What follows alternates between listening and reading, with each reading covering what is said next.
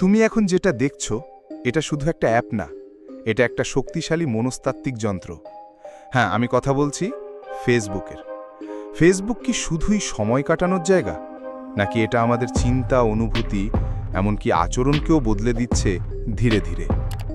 প্রতিদিন গড়ে একজন মানুষ ফেসবুকে সময় কাটায় প্রায় 2 ঘন্টা। এতটা সময় যদি তুমি কারোর সঙ্গে কথা বলো, সে হয়তো তোমার জীবনের খুব কাছের মানুষ হয়ে যেত। ঠিক তেমনই ফেসবুক আমাদের জীবনের অন্তরঙ্গ বন্ধু হয়ে উঠেছে।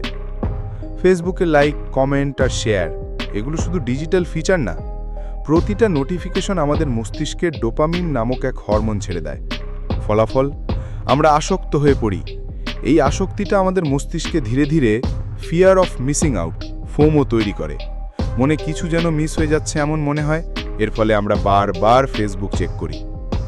আরেকটা ভয়ঙ্কর দিক, একো চেম্বার এফেক্ট। তুমি যদি বারবার একটা মতামতের ভিডিও দেখো, ফেসবুক তোমাকে সেই ধরনেরই পোস্ট দেখাতে থাকে। ফলে তুমি ভাবো সবাই হয়তো তোমার মতোই ভাবে।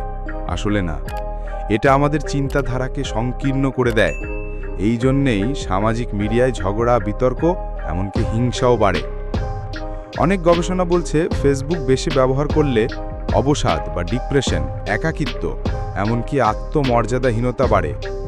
তুলনা করার প্রবণতা বাড়ে। ওর জীবন এত সুন্দর, আমি কেন এমন না? তুমি জানোই না, বেশিরভাগ ছবি আর পোস্টই ফিল্টার করা, বাস্তব নয়। তবে ফেসবুকের কিছু ভালো দিকও আছে। এটা আমাদেরকে অন্যের সাথে কানেক্টেড রাখে, মানুষকে সাহায্য করতে শেখায়। চাইলে কেউ ছোট ব্যবসা করতে পারে, কন্টেন্ট ক্রিয়েশন করে ইনকাম করতে পারে। কিন্তু প্রশ্ন হলো, কে কাকে নিয়ন্ত্রণ করছে? তুমি ফেসবুককে ব্যবহার করছো, নাকি ফেসবুক তোমাকে? সোশ্যাল মিডিয়া যেমন বন্ধু হতে পারে, তেমনই শত্রুও।